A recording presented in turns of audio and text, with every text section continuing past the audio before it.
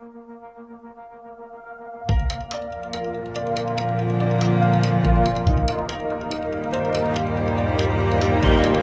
Everyone, welcome to the learning loop online educational platform.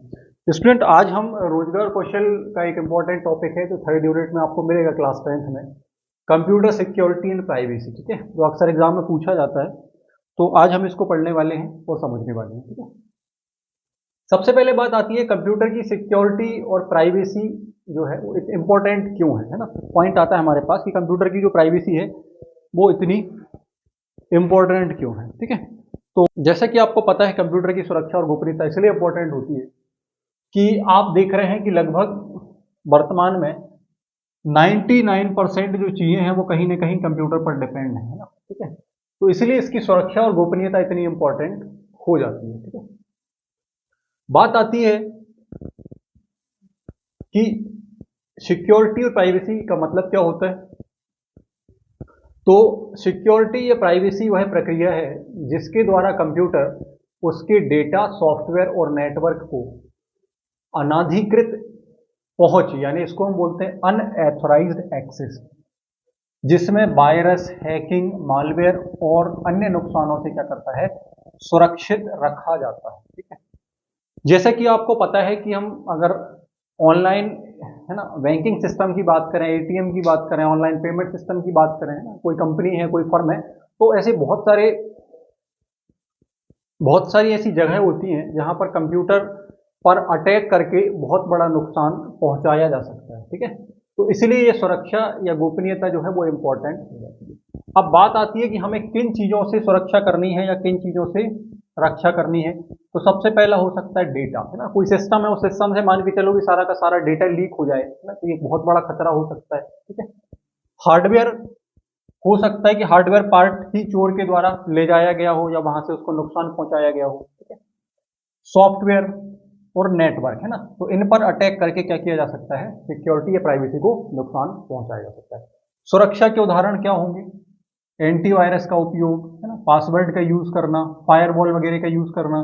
ठीक है, समय समय पर चीजों को या सिस्टम्स को अपडेट करना। ठीक, अब बात आती है कि कंप्यूटर सुरक्षा और गोपनीयता डेटा के नुकसान को रोकने के लिए उपयोग किए जाने वाले उपाय से संबंधित है। ठीक है, reason for security break, security lock तोड़ने के कारण क्या हो सकते हैं। तो सबसे पहला हो सकता है कि हम इंटरनेट पर व्यक्तिगत जानकारी देने में सावधानी नहीं रख रहे हैं। ठीक है, हम कोई वेबसाइट ओपन करते हैं और वहां अपनी व्यक्तिगत जानकारी, अकाउंट नंबर है, क्रेडिट कार्ड डिटेल है, इस तरह की चीजें हम वहां डाल देते हैं, तो एक समस्या हो सकती है।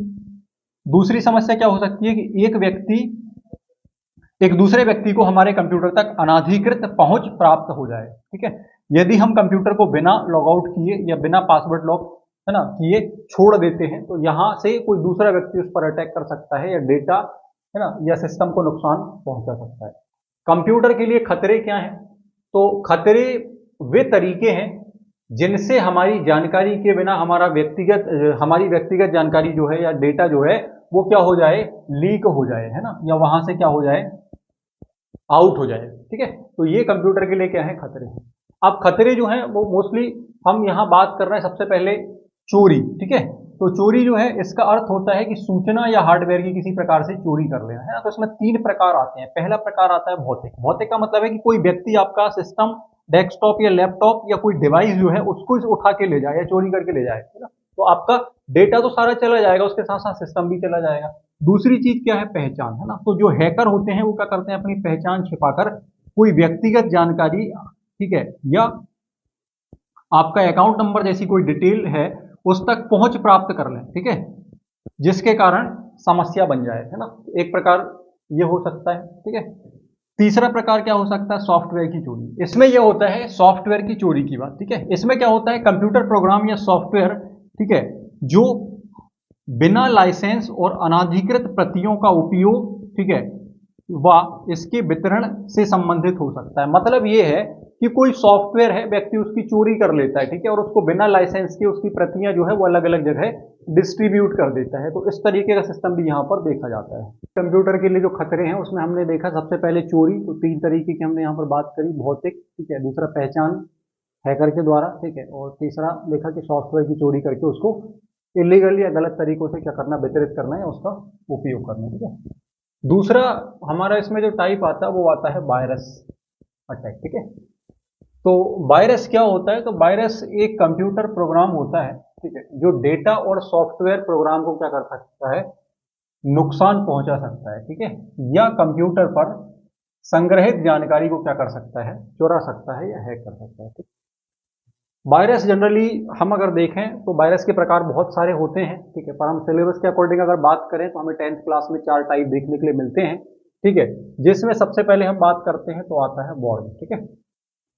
वॉर्म जो है वो एक प्रकार का वायरस होता है जो कंप्यूटर पर हमला करने के बाद खुद को क्या करता है, रिपीट करता है ना, खुद खुद को दोहराता है या खुद की रेप्लिकेटेड कॉपीज बनाता है या खुद को रिपीट करता है और सभी फाइलों में या सिस्टम में क्या हो जाता है, फैल जाता है। ठीक है। फिर इससे इन्हें निकालना मुश्किल हो जाता है। ठीक है। जैसे हम बायोलॉजिकल वायरस की बात करते हैं, ठीक है ना, तो कोई भी वायरस अटैक करता है तो अटैक करने के बाद बॉडी में क्या करता है, उसकी मल्टीपल कॉपीज बना लेता है वायरस और उसको दोहराता जाता है, रिपीट करता जाता है। अगर एक एंटर होगा तो 1 से 4 बनेंगे, 4 से 8 बनेंगे, इस तरीके से क्या होता है, ये फैलते चले जाते हैं। ठीक है। ये वायरस की प्रकृति होती है। ठीक है। ठीक वैसे यहां पर हो रहा है। दूसरा हम बात करते हैं तो ये ट्रोजन हॉर्स अक्सर एग्जाम में पूछा जाता है। ठीक है। लास्ट ईयर बोर्ड एग्जाम में भी पूछा गया था 10th क्लास में, ट्रोजन हॉर्स। ठीक है। तो हमें ध्यान रखना है कि ट्रोजन हॉर्स भी क्या है, वायरस का एक प्रकार है। यह खुद को दूसरे रूप में बदल लेता है। ये क्या करता है, खुद के रूप को बदल लेता है। देखने में हमें लग रहा होगा कि ये कुछ और है, पर वो क्या होगा, वायरस होगा। तो ये खुद को क्या करता है, दूसरे रूप में बदल लेता है। अर्थात यह एक उपयोगी सॉफ्टवेयर प्रोग्राम की तरह प्रतीत होता है। हमें लगता है कि हमारे कंप्यूटर या सिस्टम के लिए बहुत अच्छा सॉफ्टवेयर है या उपयोगी सॉफ्टवेयर है या यूटिलिटी सॉफ्टवेयर है, पर एक्चुअल में वो वायरस होता है। ठीक है। लेकिन एक बार जब यह कंप्यूटर में पहुंच जाता है तो यह वायरस की तरह क्या करता है, व्यवहार करता है और डेटा को क्या करता है, नष्ट करना शुरू कर देता है। तो ये ट्रोजन हॉर्स हमें थोड़ा सा याद रखना है। ये क्या करता है, अपने स्वरूप को या खुद को बदल लेता है। ठीक है। देखने में ये नॉर्मल सॉफ्टवेयर या एक यूटिलिटी सॉफ्टवेयर की तरह दिखता है, पर एक्चुअल में ये वायरस हमें वायरस की तरह व्यवहार करता दिखता है एक्चुअल में। ठीक है। तीसरे नंबर पर आता है ऑनलाइन प्रेडिक्टर। ठीक है। तो ऑनलाइन प्रेडिक्टर जो होते हैं, ठीक है, ये क्या करते हैं, ये ऑनलाइन जालसाजी में लोगों को फंसाते हैं। ठीक है ना, इलीगल मैसेज करना, ठीक है, धमकी देना, है ना, या रिश्तों या अनुचित संबंधों, है ना, का हवाला देके कार्य करवाना, है ना, या फंसाने की धमकी देना या ब्लैकमेल करना, इस तरीके की बात यहाँ पर आती है, जिसको हम ऑनलाइन ठगी भी कह सकते हैं। ठीक है। ऑनलाइन प्रेडिक्टर जो होते हैं। ठीक।